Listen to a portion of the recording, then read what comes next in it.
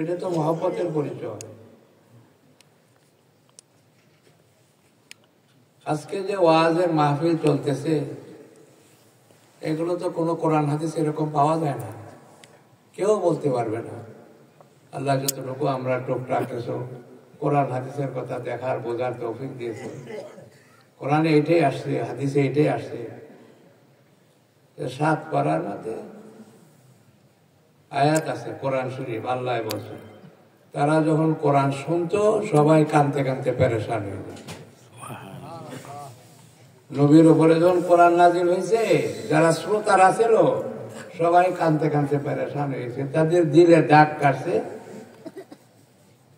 তাদের মহব্বতে চোখে পানি আসছে। কোরআনে বলছে, অন্য জায়গায় বলতেছে একজন কোরআনকে হাতে নিয়ে 3 বার বেহুশ হয়ে পড়ে গেছে। কোরআন দিলে আসর করছে, বেহুশ হয়ে গেছে 3 বার, একবার না। ইকরামা রাদিয়াল্লাহু তাআলা, এই ঘটনা আমরা ভাববেন ফাজাইলে কোরআন একটা, এই যে তাবলীগি জমাতে তালিম করা হয়, ওইটার মধ্যে এগুলো বিস্তারিত বলা হয়েছে যে কোরআনের ভক্তি, কোরআনের নামে জোরে সোরে নারায়ে তাকবীর বলা, আল্লাহু আকবার বলা, এটার কথা বলা হয়েছে না, দিলের থেকে। যদি কেউ খুশিতে বলে আলহামদুলিল্লাহ, ভালো নাই, ভালো আছে, কিন্তু এটাই যদি সীমিত করে তাহলে কোরআনের হক আদায় হবে না, কানতে হবে। কান্দার হুকুম করছে আল্লাহ, কথা বলতে বোঝেন না? কোরআন পড়লে যে কানতে হবে, এটা যে আল্লাহর হুকুম, কেউ হয়তো এর আগে আর শুনেন নাই কোনো, কথা বোঝেন নাকি? আল্লাহ তো কোরআনে হুকুম করছে, এটা আমার কালাম, এটার দাম আছে, এটা দুনিয়ার গল্প গুজারি না, দুনিয়ার আড়ম্বর না, এটা দিলের থেকে শুনতে হবে। বাপু কোরআনে হুকুম করছে, আর কোরআনে আসছে, সবাই কোরআন কথা শুনলে কানতে কানতে পেরেশান হয়ে, দিল কাঁপতে থাকতো, ওয়াজিলাতিল কুলুব, কম্পন শুরু হয়ে গেছে দিলের ভিতরে।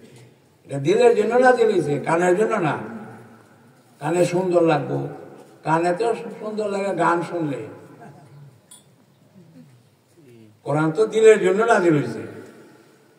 সৌন্দর্য আছে কোরআন শুনে বহুত মুসলমান হয়ে যায়, কিন্তু দিলে তাক কাটে।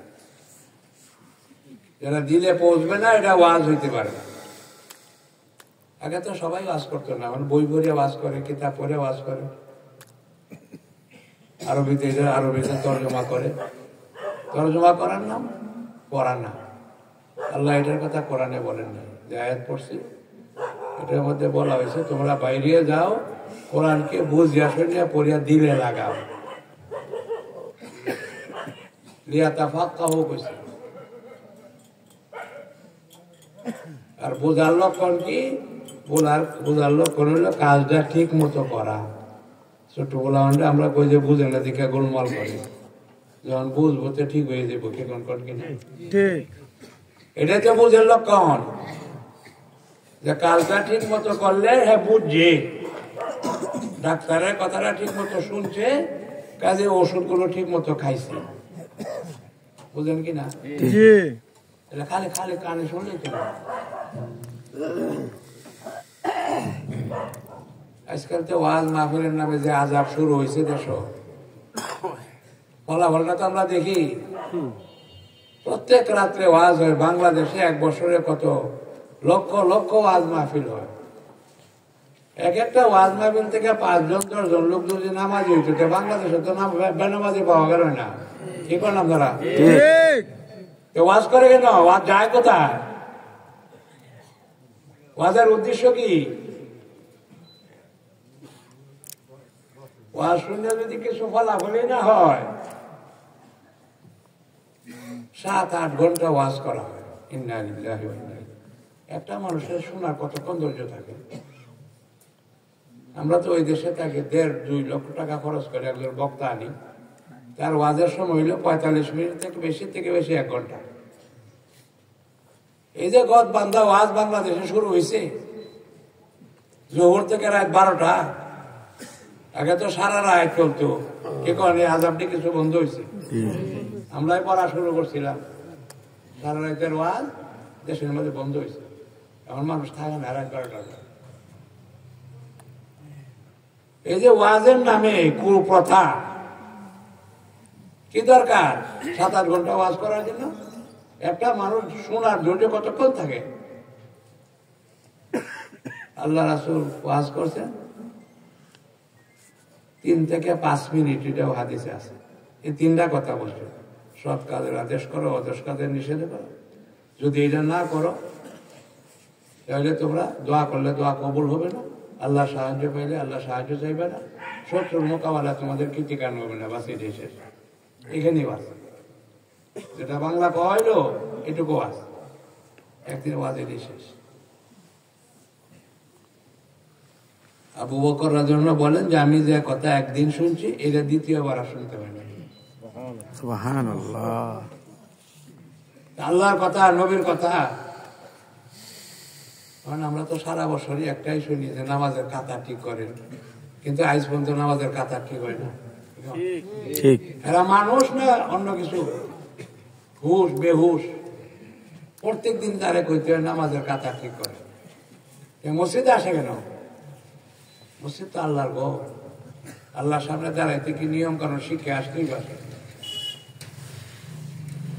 কথা খারাপ লাগবে, মনে কোনো কষ্ট নেই।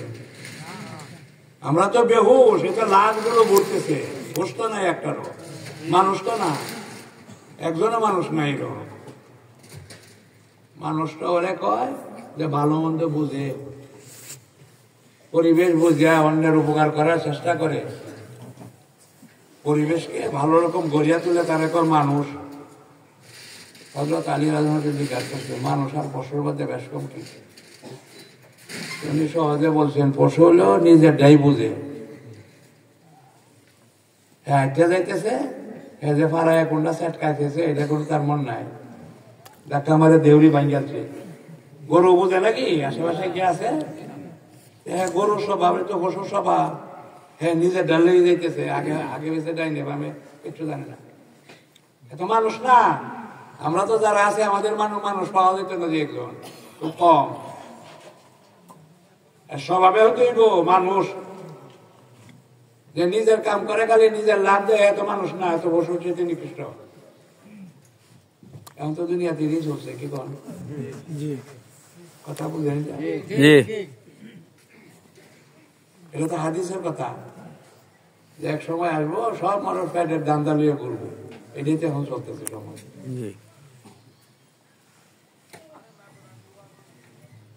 আর সম্পদ হিসাবে মানুষ সম্মান দিব, তার অনেক টাকা আছে, 1 পয়সা আছে, অনেক পজিশন আছে, কি করে এই চলে সারা জীবন কামাই করে ভালো একটা ঘর বানায়, মানে ঘরের দ্বারা তার দাম বাড়বো, গাড়ি একটা দামি কিনে দাম বাড়বো, 2টা দামি জুতা কিনে, মাথার কিছু নাই কিন্তু জুতা পাও সাজায়। মানুষের এত অধপতন হয়েছে, কি করেন বোঝেন কিনা? রাগ হয়ে না, বোঝা লাগবে, কবরে গেলে বুঝাই দিব আল্লাহ। আজকে পছন্দ না হইলেও বুঝন লাগবো। পাওয়ারে সাজায়, জুতা দামি বানাইছে কিন্তু মাথা খালি, কি করেন আছে কিনা? কিছুদিন আগে তো আমরা দেশে এটা ছিল, মানুষের কাছে যে টুপি নাও থাকতো, রুমাল দেখাছে মাথারা ঘুরিয়া যাইতো, কি কথা যাইতো না? মাথা খোলা রাখা অপমান।